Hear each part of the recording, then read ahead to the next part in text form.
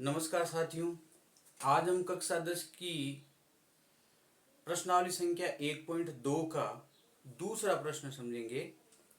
इस दूसरे प्रश्न में आप जैसा कि यहाँ बोर्ड पर देख रहे हैं, लिखा हुआ है पूर्णांकों के निम्नलिखित युग्मों के HCF और LCM ज्ञात कीजिए। युग्म, ये युग्म 26 और 91, इन युग्मों के HCF और LCM ज्ञात करने। ये ज्ञात करने के पश्चात हम देखेंगे, इसमें आगे दिया हुआ इसकी जांच कीजिए कि दो संख्याओं का गुणनफल बराबर HCF गुणा LCM, यानी यहां पर इन दोनों संख्याओं जैसे 26 गुणा 91, इन दोनों का गुणनफल तथा इनका HCF और LCM जो भी आएगा उनका गुणनफल इक्वल आना चाहिए। तो हम इसके लिए यहां कुछ रब कार्य करते हैं।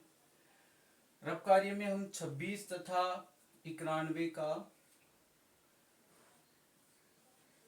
HCF ज्ञात करेंगे। HCF ज्ञात करने के लिए हम इन दोनों का अभाज्य गुणनखंड करेंगे। 2 का इसमें 13, फिर 13 का एक बार। इसी प्रकार इसमें 7 का जाएगा 13 बार और 13 का जाएगा एक बार। अब हमें HCF ज्ञात करने के लिए इन दोनों संख्याओं में से कॉमन उठाना होगा, उभयनिष्ठ संख्या उठानी होगी। जैसे इसमें 13 है और इसमें 13 है, तो हमने 13 ले लिया यहां पर। यही इसका HCF हो जाएगा, हाईएस्ट कॉमन फैक्टर हो जाएगा, जिसको मैथ से कहते हैं, महत्तम समापवर्तक कहते हैं, वो हमें प्राप्त हुआ। अब इनका जैसे हम LCM ज्ञात करेंगे, LCM के लिए हमें उभयनिष्ठ संख्या नहीं उठानी, अर्थात कॉमन नहीं उठाना। LCM के लिए हम इनमें देखेंगे कि कौन कौन से अंक आए हुए हैं। जैसे इसके अंदर 2 आया हुआ है, 7 आया हुआ है, 13 आया हुआ है। इनमें जिस अंक की अधिकतम घात होती है उसको ले लेते हैं। अभी हम यहाँ देख रहे हैं कि सबकी एक एक ही घात है, तो जैसे 2 एक बार है, 7 एक बार है, 13 एक बार है। इनका गुणनफल कर लेते हैं। इनका गुणनफल करेंगे 13 सत्ता 91 और 91 को 2 से गुणा करेंगे तो 2 एकम 2, 9 दूनी 18, 182। अभी हमें प्राप्त हुआ यहाँ पर HCF 13 तथा LCM 182। हम देखेंगे कि यहाँ इनका गुणनफल करें, जैसे कि 26 और 91, इनका गुणनफल करते हैं हम। गुणनफल करेंगे तो हमें प्राप्त हुआ 6, 2, 9 छक्के 54, 5, 9 दूनी 18, 5, 23, 6, 6, 3, 2, यानी 2366 इनका गुणनफल प्राप्त हुआ। अब हम देखेंगे कि 182 और 13, 182 और 13 का गुणनफल, 3 दूनी 6, 8 की 24 का 4 हासिल का 2, 3 एकम 3, 2 5, 2 एकम 2, 8 एकम 8, 1 एकम 1, 6, 6, 8, 5, 13 का 3 हासिल का 1। ये भी इसमें 2366 प्राप्त हुआ। ये भी हमें 2366 प्राप्त हुआ। अब एक बार प्रश्न पर वापस ध्यान देंगे। प्रश्न कह रहा है पूर्णांकों के निम्नलिखित युग्मों के HCF और LCM ज्ञात कीजिए। अभी हमने यहाँ पर HCF और LCM ज्ञात किए। आगे प्रश्न कह रहा है इसकी जांच कीजिए कि दो संख्याओं का गुणनफल, पहली संख्या और दूसरी संख्या का गुणनफल बराबर HCF तथा LCM का गुणनफल, तो इन दोनों का गुणनफल भी बराबर प्राप्त हो रहा है। तो जैसा प्रश्न कह रहा है वैसा हमें यहाँ पर इसका परिणाम मिला। इसी प्रकार हम इन दोनों युग्मों के और इन दोनों युग्मों के भी प्राप्त करेंगे उत्तर। यह आपका रब कार्य रहेगा। फेर कार्य के लिए केवल आप इतना लिख सकते हैं। अब जैसे ये पहला प्रश्न हुआ आपका, दूसरे प्रश्न के लिए हम यहां लिखेंगे पहली संख्या 510 और दूसरी संख्या 92 तथा इनका HCF और LCM अभी हम ज्ञात करके लिखते हैं। 510 तथा 92 के अभाज्य गुणनखंड ज्ञात करते हैं। तो यहाँ 2 का भाग इसमें देंगे, 2 दूनी 4, 1 11, 5 दूनी 10, 1 10, 5 दूनी 10, 255 हमें यहाँ पर मिलेंगे। फिर हम यहाँ देखेंगे इकाई का अंक 5 है, तो इसमें 5 का भाग चला जाएगा। 5 हम 25, 5 एकम 5, 5 और 1 को जोड़ने पर 6 प्राप्त होता है, अर्थात 3 का भाग चला जाएगा। 3 एकम 3, बच गए 2, 21, 7 3 21, फिर 17 खुद अभाज्य संख्या है, इसलिए इसमें एक बार। 92 में 2 का भाग 2, 4 दूनी 8, 1 12, 6 दूनी 12, फिर 2 का भाग 23 बार, 23 खुद अभाज्य संख्या है, इसलिए एक बार। अब हम इनका एचसीएफ ज्ञात करेंगे। एचसीएफ के लिए जैसे पहले प्रश्न में आपने देखा उभयनिष्ठ संख्या छांटते हैं, तो उभयनिष्ठ जो भी इसमें मिलता है उसको हम ले लेते हैं। जैसे इसमें 2 है, इसमें 2 है, तो हमने यहाँ पर 2 ले लिया।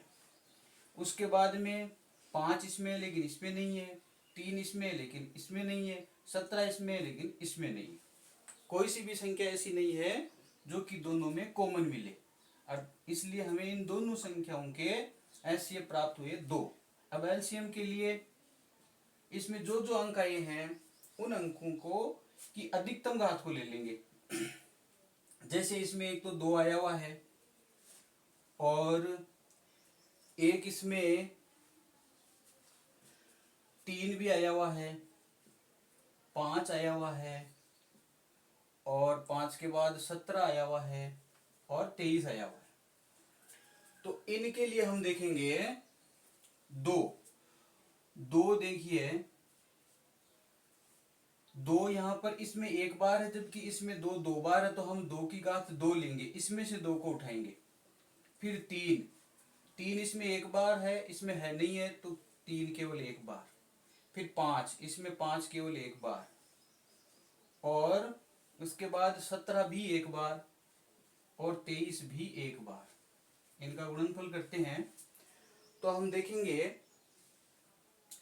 कि जैसे ये हो गया 2 दूनी 4, और 2 दूनी 4, 4 को फिर हम 3 से गुणा करेंगे, 4 3 12, 12 पाने 60, यहां तक हो गया आपके 60। और अब हम 60 को 17 से गुणा कर लेते हैं। 0 7 छिंगु 42, 0 6 एकम 6, 0 2 6 4 10, 1020 हो गया यहां तक। 1020 को हम 23 से गुणा कर लेते हैं। 23 से गुणा करेंगे तो हमें प्राप्त होगा 0 3 दूनी 6, 0 3 एकम 3, 0 2 दूनी 4, 0 2 एकम 2, 0 6 4 3 2, 23,460 हमें प्राप्त हुआ। यानी हमें एलसीएम प्राप्त हुआ 23,460। तो हम यहाँ पर एचसीएफ लिख सकते हैं। पहले हम एचसीएफ लिखते हैं 2, और एलसीएम यहाँ पर हो जाएगा 23,460। जब आप हेरली कॉपी में करते हैं उस समय ये सूत्र जो है आप बार बार हर प्रश्न के साथ में लिखेंगे। अब हम देखते हैं इन दोनों का गुणनफल तथा इन दोनों का गुणनफल सेम होना चाहिए। फिर पहले हम 510 को 92 से गुणा करते हैं। 510 को 92 से, तो हमें प्राप्त हुआ 0 2 5 दूनी 10, 0 9 एकम 9, 9 पंजो 45, 0 2 9 6 4, अर्थात 46,920। ये इन दोनों संख्याओं के गुणनफल प्राप्त हुए। इसी प्रकार हम इनका गुणनफल यदि करते हैं तो वो भी इसके बराबर आना चाहिए। 0 6 दूनी 12 का 2 हासिल का 1, 4 दूनी 8 और 1 9, 3 दूनी 6, 2 दूनी 4, ये भी आपका 46,920 हमें प्राप्त हो। तो यहाँ पर भी हमने देखा कि दो संख्याओं का गुणनफल और एचसीएफ गुणा एलसीएम हमें बराबर प्राप्त हुआ। अब हम आपका तीसरा प्रश्न जो कि इस प्रश्न का अंतिम सवाल है वो देखते हैं। यहाँ ये तीसरा प्रश्न, तीसरे प्रश्न में है 336 गुणा 54 बराबर इनके एचसीएफ और एलसीएम ज्ञात करते हैं। देखो 336 तथा 54 के हम अभाज्य गुणनखंड ज्ञात करते हैं। 2 का इसमें 2 एकम 2, एक शेष बच गया 13, 6 दूनी 12, एक शेष 16, 8 दूनी 16, 168। फिर 2 का 8 दूनी 16, 4 दूनी 8, फिर 2 का 4 दूनी 8, 2 दूनी 4, फिर 2 का 2 दूनी 4, 2 एकम 2, फिर 3 का 7 3 21, फिर 7 का एक बार। ये इसका अभाज्य गुणनखंड हुआ। 54 के लिए यहाँ 2 2 दूनी 4, 1 14, 7 दूनी 14, 3 का 9 बार, 3 का 3 बार, 3 का एक बार। ये इसके अभाज्य गुणनखंड। एचसीएफ के लिए हम देखेंगे कॉमन उभयनिष्ठ संख्या। देखो इसमें 2 है, इसमें भी 2 है, तो हमने यहाँ पर 2 ले लिया। फिर देखिए 2 इसमें एक बार ही मिला दोनों में। अब देखते हैं हम 3 को, 3 इसमें है और इसमें भी है, तो हमने 3 को भी ले लिया। उसके बाद में कोई सी भी संख्या दोनों में नहीं है, इसलिए ये 3 दूनी 6 इनका एचसीएफ हो जाएगा। एलसीएम के लिए हम इसमें देखेंगे कि एक तो इनमें 2 है, एक 3 है और एक 7 है। ये 3 ही अंक है इसमें, एक तो 2 है, 3 है, 7 है, इसके अलावा कोई अंक नहीं आया हुआ। तो 2 जो है उसकी अधिकतम घात इसमें 1 है, इसमें 1 2 3 4 बार है, तो हम यहाँ 2 की घात 4 ले लेंगे। 3 अधिकतम 3 बार आया हुआ है, तो हम यहाँ 3 ले लेंगे। फिर 7 अधिकतम 1 बार ही आया हुआ है। इनको हम ऐसे लिख सकते हैं, 2 की घात 4 का मतलब होता है 2 दूनी 4, 4 दूनी 8। 2 की घात 4 का मतलब 2 गुणा 2 गुणा 2 गुणा 2, 2 दूनी 4, 4 दूनी 8, 8 दूनी 16। यहाँ पर हम 16 लिख सकते हैं। और 3 की घात 3 का मतलब 3 3 9, 3 की घात 3 का मतलब हो गया 3 गुणा 3 गुणा 3, 3 3 9, 9 3 27। इसकी जगह हम 27 लिख सकते हैं। और ये 7। अब इनका गुणा करते हैं, 16 को 27 से गुणा करते हैं। 27 गुणा 16, 7 6 42 का 2 हासिल के 4, 6 दूनी 12, 4 16, 7 एकम 7, 2 एकम 2, 2 6 6 12 13 का 3 हासिल का 1, 2 और 1 3 1 4, 432। अब इसको गुणा करते हैं हम 7 से। 7 दूनी 14, 4 हासिल का 1, 7 3 21, 1 22 का 2 हासिल का 2, 7 4 28, 2 30, 30 24। इसमें हमें एलसीएम प्राप्त हुआ 3024। तो एचसीएफ तो हमें प्राप्त हुआ है 6 और एलसीएम प्राप्त हुआ है 3024। अब हम देखते हैं, ये रफ कार्य हम यहाँ भी मिटा लेते हैं। अब देखते हैं इनका गुणनफल सेम आना चाहिए। पहले हम 336 को 54 से गुणा करते हैं।